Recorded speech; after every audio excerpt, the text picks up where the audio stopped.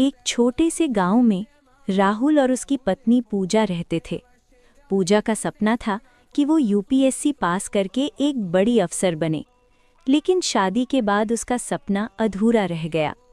गांव के लोग अक्सर कहते, अब ये सब छोड़ दो, यूपीएससी कोई आसान चीज़ नहीं है। लेकिन राहुल को अपनी पत्नी पर पूरा भरोसा था। उसने कहा, अगर तुम्हारा सपना है तो हम इसे पूरा करेंगे। पूजा ने पढ़ाई शुरू की, दिन में घर का काम और रात में यूपीएससी की तैयारी। वो लगातार मेहनत करती रही। पहला अटेम्प्ट आया, पूजा फेल हो गई। लोग हंसने लगे, कहा था ना ये तुम्हारे बस की बात नहीं। लेकिन राहुल ने उसे संभाला। ये बस शुरुआत है, हार नहीं। पूजा ने हिम्मत नहीं हारी, उसने और मेहनत की। दूसरा अटेम्प्ट आया, इस बार भी वो फेल हो गई।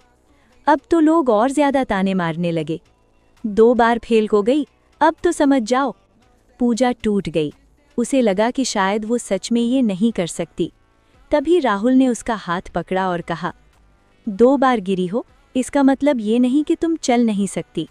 तीसरी बार उठो, मैं तुम्हारे साथ हूँ। ये शब्द पूजा के दिल को छू गए। उसने तीसरी बार पूरी ताकत से मेहनत की, दिन रात एक कर दिए। तीसरा अटेम्प्ट आया और इस बार पूजा यूपीएससी पास कर गई। पूरा गांव हैरान रह गया। जो लोग पहले हंसते थे, आज वही लोग उसकी तारीफ कर रहे थे। एक दिन किसी ने राहुल से पूछा, तुमने इतना भरोसा कैसे रखा? राहुल मुस्कुराया और बोला, सपने उसके थे, बस भरोसा मेरा था।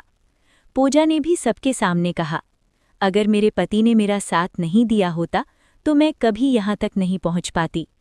उस दिन सबको समझ आ गया कि तीसरी कोशिश ही कई बार असली जीत लेकर आती है और सही इंसान का साथ जिंदगी बदल देता है। हार बार बार हो सकती है, लेकिन जो साथ और हिम्मत नहीं छोड़ता वही अंत में जीतता है।